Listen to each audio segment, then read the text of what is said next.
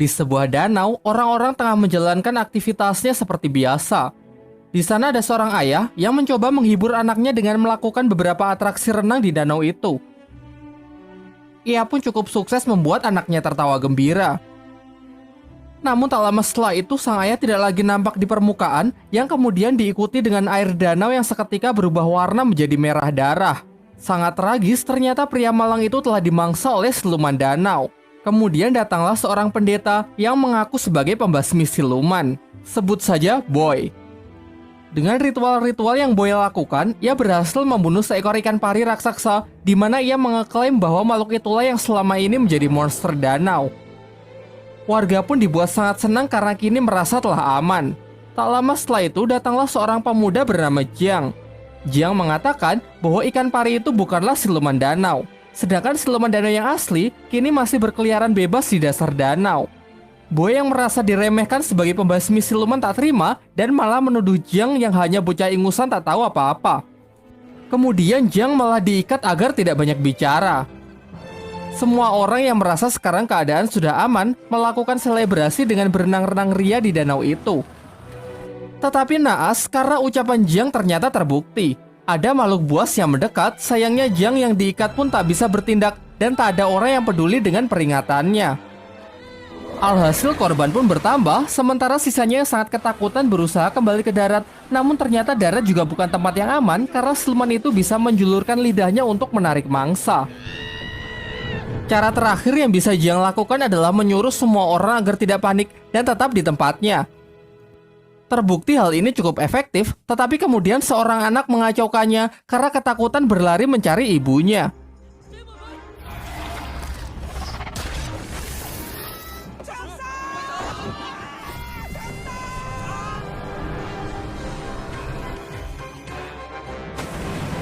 Sang ibu yang tidak bisa menerima kenyataan itu pun frustasi dan menjeburkan dirinya ke danau untuk menantang siluman itu. Disinilah akhirnya siluman itu menampakkan dirinya yang ternyata memiliki wujud yang sangat menyeramkan. Selanjutnya ada seorang bayi yang juga hendak jatuh ke danau. Beruntung Jiang yang telah berhasil terlepas datang menyelamatkannya. Jembatan mereka pun patah yang secara kebetulan memerangkap siluman ikan itu. Bersama Boy, Jiang memanfaatkan kesempatan ini untuk melemparkan ikan itu ke darat. Tetapi karena perbedaan berat yang lumayan jauh, mereka pun kesulitan melakukan hal itu. Para warga yang berusaha membantunya pun juga sia-sia. Kocaknya lalu datang seorang wanita gemuk yang berhasil melontarkan siluman itu ke darat. Siluman yang kehabisan waktu melemah sehingga berubah ke wujud semula yang menyerupai manusia. Warga yang emosi berniat menghakimi siluman itu dengan berbagai senjata. Namun Jiang menghentikannya dan memohon agar diberi kesempatan untuk menyelesaikan tugasnya ini sebagai pembasmi siluman profesional. Lantas ia pun segera membuat persiapan dengan mengeluarkan senjata andalannya yang ternyata hanya sebuah buku kumpulan lagu anak-anak. Dengan ritual ini harapannya ia bisa memberikan siluman itu pencerahan. Tetapi aksi kocaknya ini tidak menghasilkan apa-apa, justru siluman itu malah emosi dan berbalik menyerangnya. Tiba-tiba datanglah seorang pembasmi siluman wanita bernama Duan yang menghentikan siluman itu, menghajarnya dan menyegelnya di sebuah kantong ajaibnya. Lalu ia menemui Jiang untuk memastikan apakah dia juga benar-benar seorang pembasmi siluman. Jiang berusaha meyakinkannya dengan menunjukkan buku ritualnya yang ia percayai dengan kumpulan lagu anak-anak itu bisa membuat siluman menjadi baik. Ceritakan kegagalannya hari ini. Sang guru lalu menjelaskan bahwa siluman sungai yang baru saja ia hadapi dulunya adalah seorang manusia yang baik. Pada suatu hari ia menyelamatkan seorang anak di sungai, tetapi warga salah sangka dengan mengiranya adalah seorang penculik. Lantas mereka pun membunuhnya dan membuang jasadnya ke sungai sebagai makanan ikan. Tumbuh kebencian yang sangat besar di dalam jiwanya sehingga ia berubah menjadi siluman untuk menuntut balas. Di sini Jiang mulai ragu dengan kemanjuran buku lagu anak yang diajarkan oleh gurunya itu. Bukankah lebih efektif jika ia membasmi siluman itu seperti pembasmi siluman yang lain? Sang guru lalu menjawabnya bahwa membunuh bukanlah cara yang baik. Menghilangkan sifat jahat dan memelihara kebaikan adalah cara terbaik yang bisa dilakukan. Lalu ia juga kembali menyemangati Jiang yang terlihat telah frustasi. Di tempat lain, dua orang remaja datang ke sebuah restoran di tengah hutan. Di sana mereka disambut ramah oleh pelayan yang menunjukkan menu makanan, yaitu puluhan daging babi panggang. Sebagai langkah akhir, si pelayan mempertemukan mereka dengan bosnya, seorang pria glowing yang mempesona. Sampai pria itu membuka mulutnya yang ternyata sangat mengerikan. Mencoba melarikan diri, di sana mereka baru sadar kalau ternyata puluhan babi panggang itu perutnya berisi jasad manusia. Beberapa lama setelahnya, Jiang juga mendatangi restoran itu. Di dalam, ia melihat para pengunjung lain yang sangat menikmati makanannya. Namun bagaimanapun juga ia ini adalah seorang pembasmi siluman.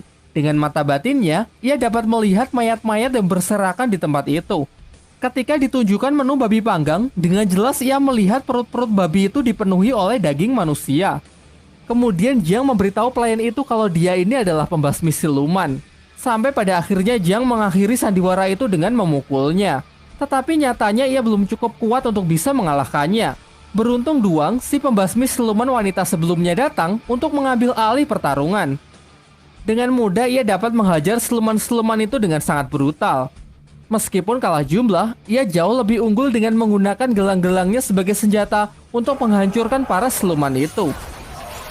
Ternyata siluman-siluman itu hanyalah pemanasan. Sekarang tibalah akhirnya ia berhadapan dengan sang bos yang mampu mengimbanginya. Beberapa kali terkena serangan membuat siluman itu menampakkan wujud aslinya yang ternyata adalah jelmaan dari siluman babi hutan. Siluman ini pun tak mau kalah, ia pun mengeluarkan senjata andalannya yang mampu melukai Duan.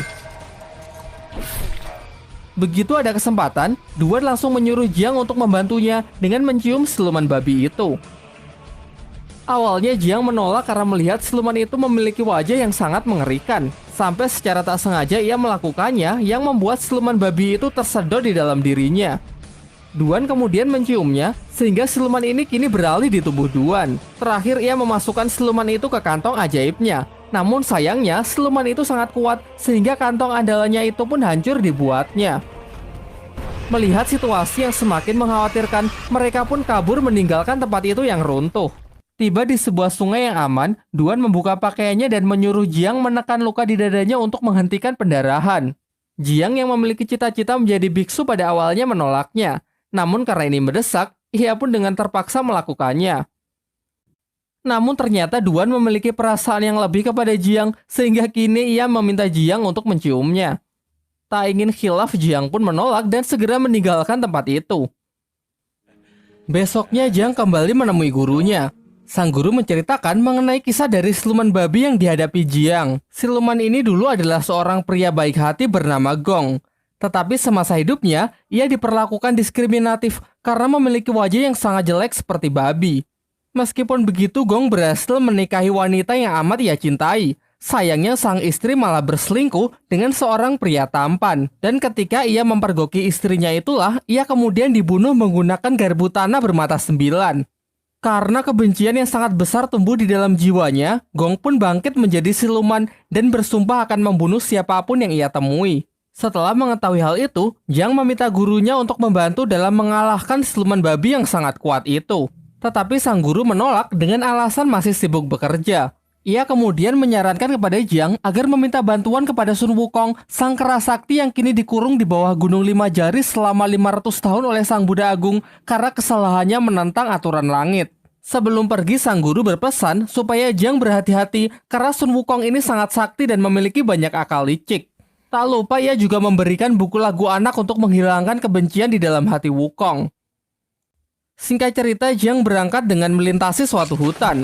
Tetapi di sana ia malah terperangkap oleh sebuah jebakan. Kemudian datanglah kereta pemilik jebakan itu. Mereka adalah sekelompok orang yang mengaku dari barat yang bertugas membunuh siluman sekaligus membunuh pembasmi siluman. Di dalam kereta itu juga keluar beberapa orang lagi yang menjadi tawanan dari geng ini. Geng ini lalu menginterogasi mereka satu-satu, dan jika ada yang terbukti terdapat pembasmi siluman, maka akan segera mereka eksekusi. Jiang yang ketakutan pun mulai ragu untuk mengakui profesinya. Tetapi kemudian Duan mendekat dan mengatakan kalau mereka ini adalah suami istri yang sedang bertengkar. Jiang mencarinya ke hutan, dan secara tak sengaja ia malah terperangkap. Demi untuk membuktikan hal itu, geng tersebut meminta mereka agar melakukan hubungan suami istri. Berbeda dari Duan yang sangat bersemangat, Jiang menolak karena ia adalah seorang biksu. Akhirnya karena tak ada pilihan lain, Jiang pun nyaris bersedia. Sampai ia menemukan sebuah fakta kalau ternyata senjata yang tertancap di tangan Duan hanyalah sebuah mainan. Dari sini pun terungkap bahwa ini adalah sandiwara dari Duan yang sangat mencintai Jiang. Secara terang-terangan ia ingin menikahinya, memiliki seorang anak dan hidup bahagia.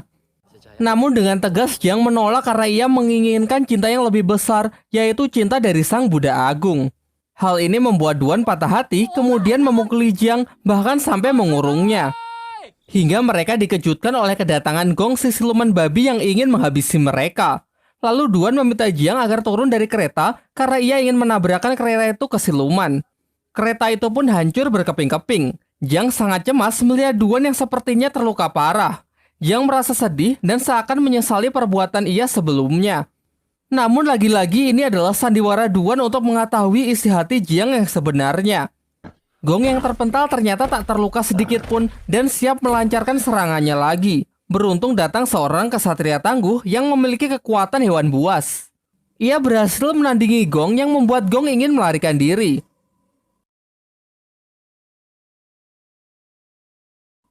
Nampaknya mereka berdua ini tidak saling menyukai satu sama lain. Datang lagi kesatria pedang yang menyemarakan perselisihan mereka. Meskipun ketiganya adalah pembasmi siluman yang sangat sakti, tetapi mereka memiliki sikap sombong yang hanya mementingkan popularitas semata. Jiang yang merasa muak berniat pergi melanjutkan perjalanan. Kemudian Duan meminta agar diizinkan menemaninya, tetapi dengan tegas Jiang menolak dan malah menyalahkan Duan karena sudah menghambat perjalanannya. Duan yang merasa emosi merobek-robek buku lagu anak milik Jiang dan kemudian memukulinya. Tetapi itu tak mengubah sedikitpun pendiriannya sehingga ia tetap pergi. Singkat cerita, setelah melalui perjalanan yang lumayan sulit, tibalah Jiang di Gunung Lima Jari. Ia sangat yakin karena di sana terdapat patung Buddha Agung yang seperti dijelaskan oleh gurunya. Lalu dengan susah payah ia pun memanjat tebing yang curam itu hingga tiba di puncak, suatu tempat indah yang dipenuhi oleh bunga teratai. Dari sekian banyaknya bunga, hanya satu yang memiliki warna berbeda dan dugaannya tepat bahwa ternyata itu adalah tempat di mana Sun Wukong dikurung. Berbeda dengan apa yang digambarkan gurunya, di sini Wukong bersikap sangat ramah kepada Jiang. Ia mengatakan kalau kebencian di dalam hatinya sudah lama hilang dan hanya menyisakan kebaikan dan keindahan. Lalu dengan senang hati ia ingin membantu Jiang dalam menjinakkan siluman babi. Ia menyuruh Jiang untuk mengambil sebuah jimat di tempat itu yang dikenal sebagai mantra api suci. Dengan benda itu, ia dapat menjinakkan siluman babi. Tetapi ternyata Jiang tidak mudah untuk ditipu. Ia menyadari kalau jimat itu adalah sebuah mantra yang digunakan oleh Sang Buddha untuk menyegel Wukong. Seketika sifat Wukong pun berubah 180 derajat yang memperlihatkan sifat aslinya sebagai siluman yang sangat berbahaya. Tetapi sepertinya Wukong memiliki mental illness. Secara paksa, ia mencoba keluar dari tempat itu yang membuat dirinya terkena siksaan cambuk dari kekuatan Sang Buddha. Jiang lalu menasihatinya, jika Wukong bersedia membantunya untuk menjinakkan siluman babi, maka dengan sendirinya kebaikan akan tumbuh di dalam jiwanya, sehingga suatu saat ia bisa keluar dari tempat ini. Awalnya Wukong menolak, tetapi ia berubah pikiran setelah Jiang memberinya sebuah pisang. Wukong lalu menjelaskan bahwa siluman babi ini sangat menyukai pesona wanita yang menari di bawah sinar rembulan. Dengan cara itu, ia bisa memancing siluman babi ke tempat ini. Tetapi masalahnya, di sini tak ada wanita. Sampai Duan datang yang ternyata telah mengikuti Jiang karena merasa khawatir. Ya, meskipun Jiang masih terlihat kurang senang dengan kedatangannya. Tidak punya pilihan lain, Duan yang tidak bisa menari pun diajari beberapa gerakan oleh Wukong. Singkat cerita, di bawah cahaya rembulan Duan menari sembari diiringi musik oleh Jiang. Dari sinilah akhirnya Jiang menyadari bahwa Duan tidak seburuk yang ia pikirkan dan sedikit menyesali perkataan kasarnya sebelumnya. Akhirnya siluman babi itu pun terpancing untuk datang ke tempat itu. Wukong lalu memanggilnya untuk masuk ke dalam lubang dan dengan sihirnya ia berhasil mengubah wujud siluman babi itu menjadi babi kecil yang menggemaskan. Kini dengan mudah Duan pun bisa memasukkan siluman itu ke dalam kantong ajaibnya. Setelah semua itu usai, Duan kembali mengungkapkan perasaannya kepada Jiang. Ia memberikan cincin kepada Jiang sebagai bukti perasaannya. Namun sayangnya Jiang yang masih berharap menjadi biksu bersikeras menolaknya, bahkan sampai berniat menghancurkan jarinya sendiri. Duan yang merasa sangat patah hati akhirnya pun sadar bahwa cintanya memang bertepuk sebelah tangan dan kini ia tidak akan berharap lagi. Ketika mereka akan berpisah, Wukong mengatakan bahwa sudah lama ia tidak melihat indahnya cahaya rembulan karena terhalang oleh teratai putih. Jiang yang bersimpati mencabut teratai itu, tetapi ternyata itu adalah sebuah segel yang sebenarnya. Alhasil tempat itu pun runtuh dan kini Wukong berhasil terbebas. Ia menampakkan wujud aslinya dan berniat membunuh Jiang. Jiang yang sudah terpojok lalu berdoa kepada Sang Buddha yang membuat Wukong semakin emosi. Ia menyiksanya dengan mencabuti rambut Jiang sehingga membuatnya botak.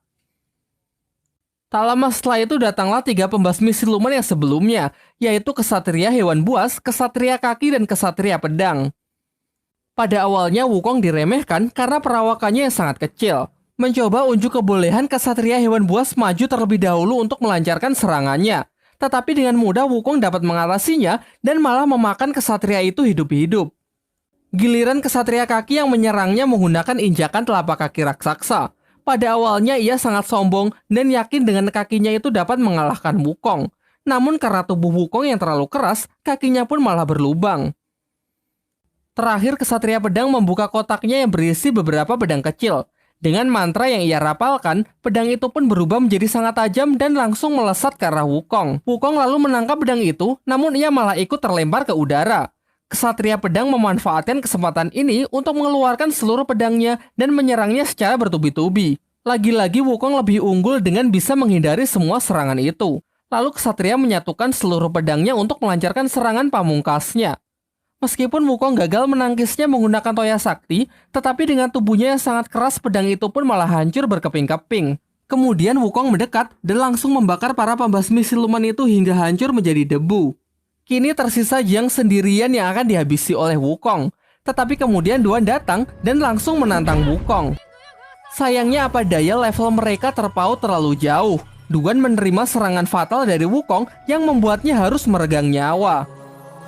Di saat-saat terakhirnya, Duan mengatakan bahwa ia benar-benar tulus mencintai Jiang.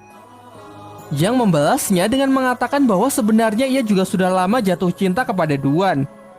Terakhir, Jiang mengabulkan keinginan yang selalu diminta oleh Duan, yaitu melakukan sebuah ciuman. Di sampingnya, Jiang melihat buku lagu anak-anak miliknya yang ternyata sudah Duan perbaiki. Jiang lalu membacanya, dan seketika seluruh lukanya pun sembuh, serta ia diselimuti oleh cahaya Sang Buddha. Dengan doa yang ia panjatkan, patung Sang Buddha pun bangkit kembali. Tetapi Wukong yang sangat emosi segera menghancurkan patung itu dengan hanya sekali pukulan.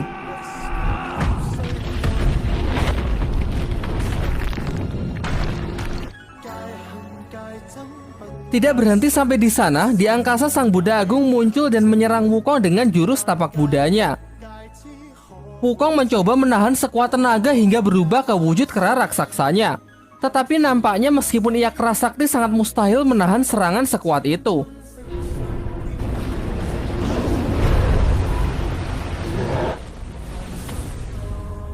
Tiba-tiba Xin beralih ke sebuah padang rumput yang memperlihatkan Wukong sangat trauma dengan apa yang baru saja ia alami. Kemudian Jiang datang untuk menenangkannya sekaligus mengangkatnya sebagai murid.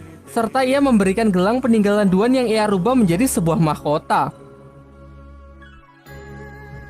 Singkat cerita, Guru Jiang memberikan sebuah tugas agar Jiang melakukan perjalanan spiritual untuk mengambil kitab suci di wilayah barat demi membebaskan umat manusia dari penderitaan. Namun karena perjalanan itu sangat berbahaya, dipenuhi rintangan dan hambatan sehingga Jiang harus ditemani oleh 3 muridnya, yaitu siluman ikan, Wukong, dan siluman babi.